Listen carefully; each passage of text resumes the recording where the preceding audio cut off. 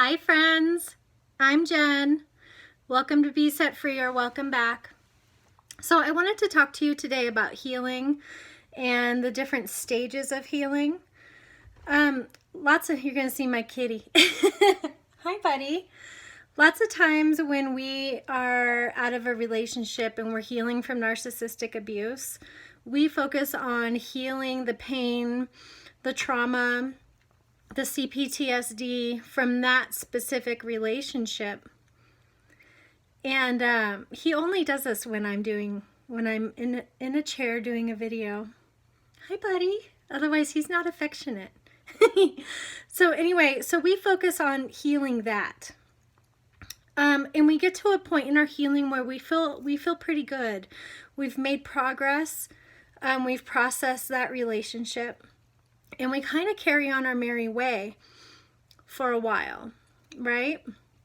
So what happens is all of a sudden you'll notice the pain will come back, okay? And you'll be like, where is this pain coming from? Well, there's still more to do, okay? It's kind of like a surface wound. When we're healing from a narcissistic relationship and we heal that wound from that person and from our own abuse of ourselves as well, and we stop right there because we feel better, it's kind of like a wound where you look good on the outside, but on the inside there's still a ton going on. So I wanted to encourage you on that and also warn you on that, depending on where you are with your healing. Now, this is for people that are ready to go, or needing.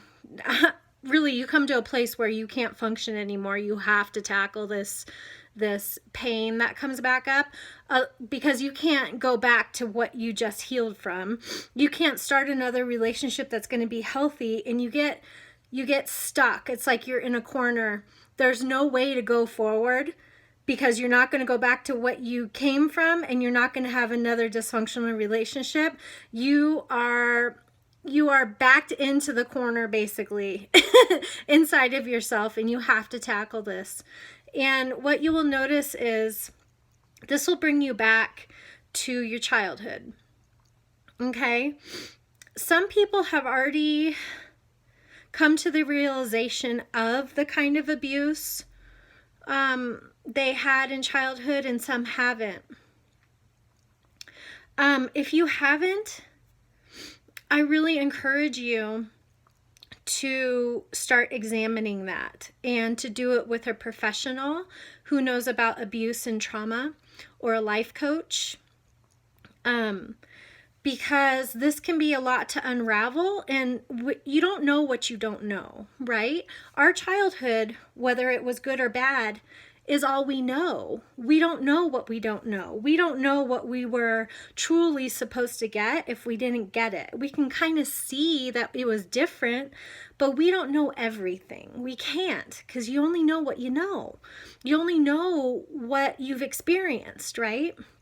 So anyways, if you're at the part of your healing where you have figured out the kind of abuse that took place in your childhood, because you've worked with a professional, you've worked with a life coach, you've worked with somebody, and you can name it, you know exactly what it is. You know that your mother was a narcissist.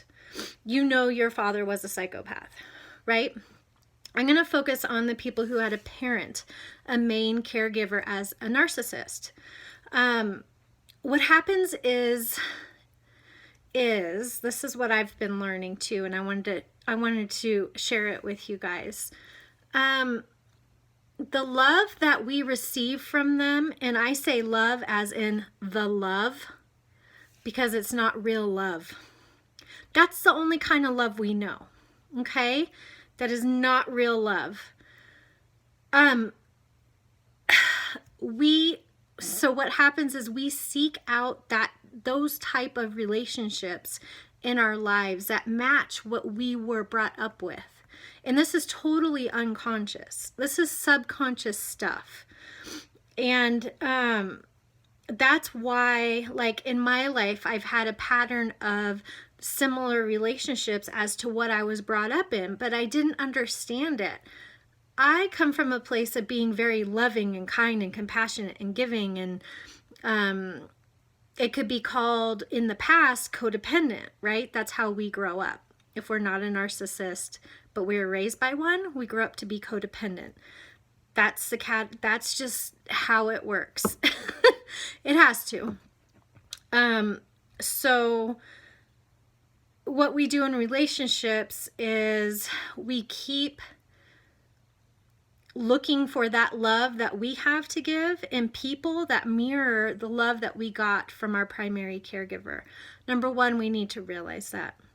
Number two, it's super important to realize that the love that you were given as a kid from a narcissist was not love.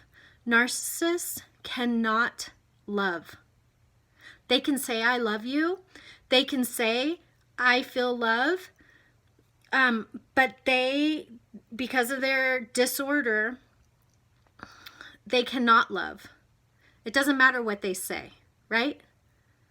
It doesn't matter what they say. It matters what they do. And the kind of love they showed, that is not love, okay? So we need to accept that, number one, our caregiver, our narcissistic caregiver or parent, did not love us. They were incapable of love. They were incapable, and still are, of self-love. It can look like they're loving themselves, but they're not. Okay? Just because you do things to make yourself look good doesn't mean you love yourself. That comes from inside. That's a spiritual, or some people call it, that's a heart thing. That's an inside workings, not an outside. Some of the most messed up people are all blinged out. It doesn't matter. Some of the most beautiful people who love themselves are all blinged out. It doesn't matter, right?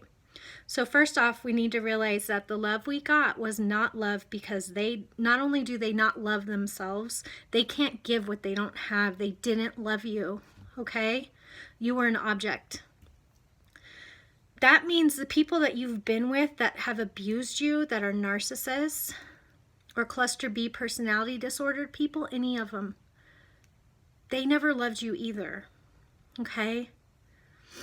This is a huge thing to process, because like what I've realized in my life, I've spent my life really loving hard as I could, as much as I could, as fully as I could, to people I thought loved me who did not at all. Not even an ounce, not even a tiny little bit, none. And that sucks, you know, that sucks. And I'm making this video midway through my process, kind of for my own record, because I'm in the middle of processing all this. This is heavy. And at times I can feel the grief of, excuse me, loving people my entire life since I was born that didn't love me at all. And that makes me wonder, will I be able to accept somebody's love? I thought I was receiving love, but I wasn't. They were lying, and I was tricked. So if that felt like love, what does real love feel like? Right? What does real love feel like? Receiving it anyway. I know how to give it.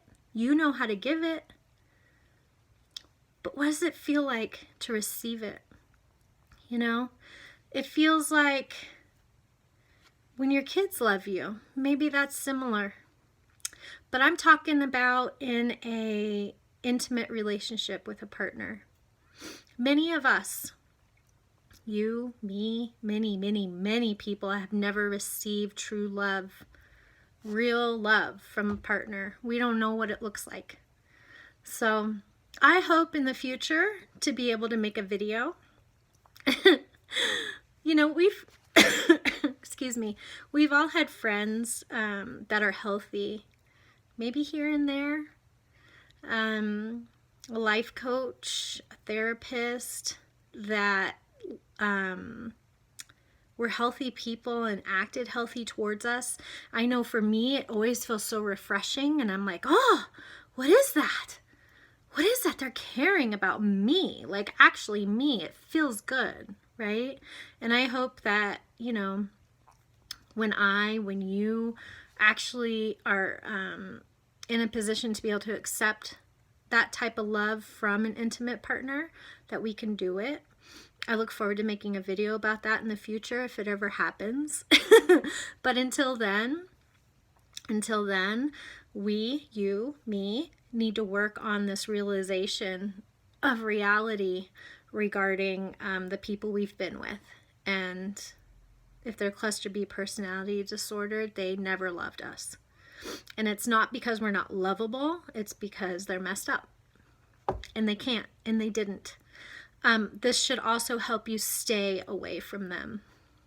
I meant to say that much earlier on in the video. This should help you stay away from them, realizing they don't love you. It doesn't matter what they say. They say they love Jesus. They can't love Jesus. They say they're a Christian. They can learn all about the Bible, but they can't truly be a Christian. They can't love. They can't truly accept God into their heart. This is why God keeps shutting it down between you and them. Okay? Don't go back. There's nothing there. It's empty. It's nasty. Where there's no love, there's hate. Okay? So anyways, I'm going to end it here. If you have any questions, you want me to talk more about this or a different subject, please let me know in the comments.